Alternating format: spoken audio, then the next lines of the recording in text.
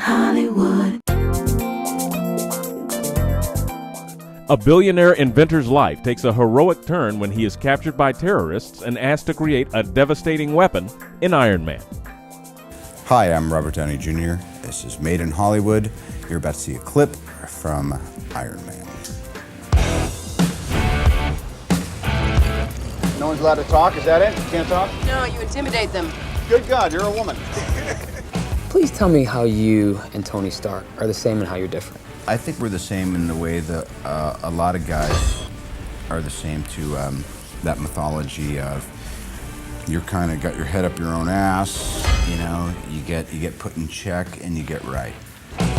Is it better to be feared or respected? And I say, is it too much to ask for both? And it was a little trippy showing up to set sometimes, and people are like, we have a Tony Stark coming to set, and like the security guy or whatever, and I'd walk onto this long corridor into this huge place where I got all my robots and things and my suits and my weapons, and I was just like, oh, dude, this is too much. I humbly present the Jericho.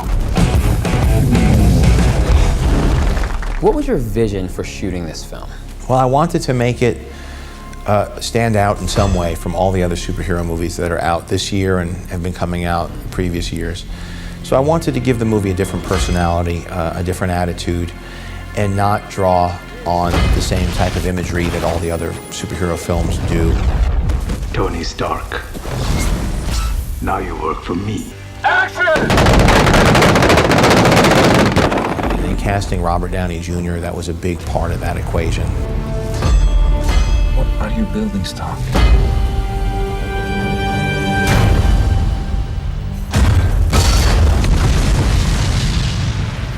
Most superhero movies rely on the special effects going on around the character. Here, the suit itself actually has inner workings and technology that make it sort of interesting in a Transformers type way. Your eyes are red. A few tears for your long-lost boss? Tears of joy. I hate job hunting. Yeah, vacation's over. My first question now, don't take this the wrong way, but you have a very girl next door sort of quality to you. Did you find it easy to play Pepper Potts because of that? I did find it easy to play Pepper Potts. I just loved her.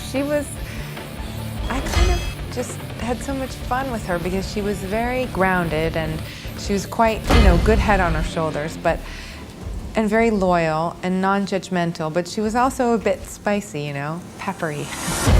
Welcome home, sir. Boot up the scanner, will you? What happened over there? I had my eyes open. Now, do you feel any pressure? Because obviously, people who follow comic book stories have a very strong impression of what these characters are like. And do you feel any pressure to be as true to that as possible? I love to go to the movies myself, and I know if there's a book I read, or even a comic book, that I particularly liked, and they mess it up, I don't like that, man. Come on, get it right. You want a surprise. Every once in a while, though, a movie will come out that even is better than the book that you like so much, and that's what we're all hoping for. We're really hoping that the fans of the comic like this movie. Yeah, I can fly. You've done a lot of films, you've done a lot of independent, smaller films, and now this is a huge summer blockbuster. Do you see yourself continuing to go back and forth? Sure, but it really depends. Like, small film, big film, I try to find good film, good character, good people. And wherever that is, that's my on-off switch. A man with a dozen of these can rule all of Asia. I'm used to seeing you mostly in leading man, very handsome roles. This role, you shaved your head, you're the antagonist. What's that like for you? It's about the same. There's not much difference as far as acting-wise. I kind of approach them both the same way.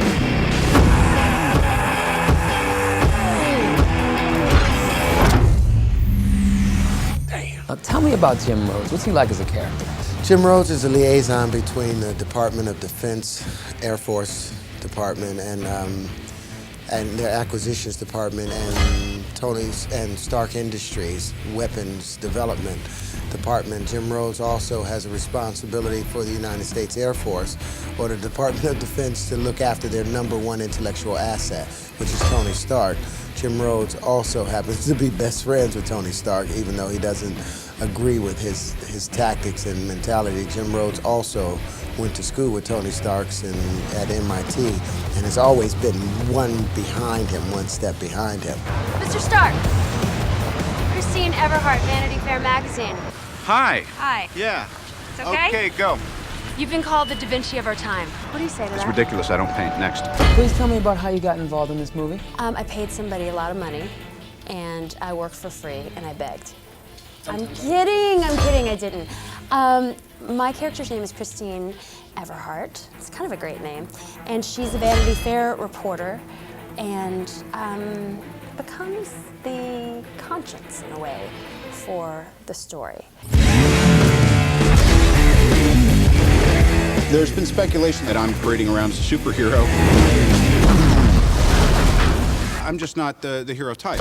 Especially for Tony. She keeps getting up in his grill saying, really? You think so? She's a little combative with him. They have this sort of love-hate relationship. They go to blows, if you will. Tell you, surprised to see you. I mean, last time I saw you, I didn't think you'd be walking. I'm doing a little better than walking.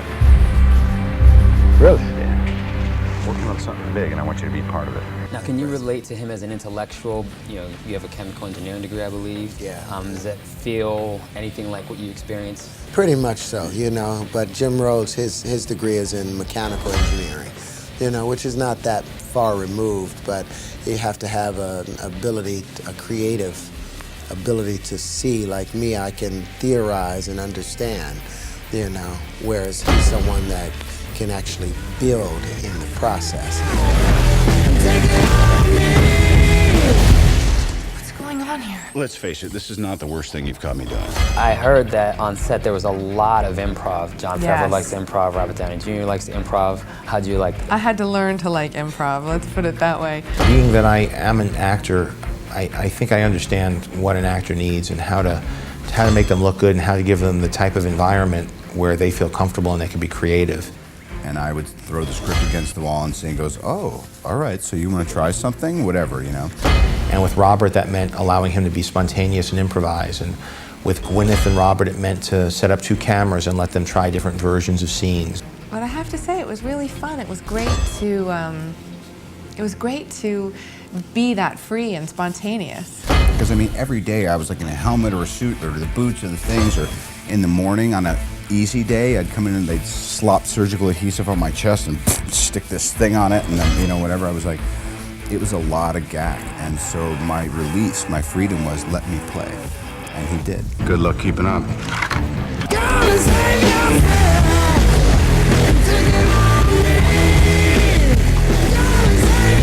Robert Downey Jr., Gwyneth Paltrow, Jeff Bridges, Terrence Howard, a lot of heavy hitters, I think. Yes. Is there added pressure with that much experience? I think there's a pressure in that they have more experience in acting than I do in directing. You work with a lot of experienced actors here, all Oscar nominated. Actually, Gwyneth Paltrow won an Oscar. Isn't it crazy Robert Downey Jr. hasn't won an Oscar? He's actually only been nominated once, which is amazing to me. Which is stupid. You're the only one who's actually won one. It's a Did they ask you what it felt like? Did they want to touch yours? No. It's ridiculous, isn't it? It makes no sense whatsoever, but they'll all win one, no question.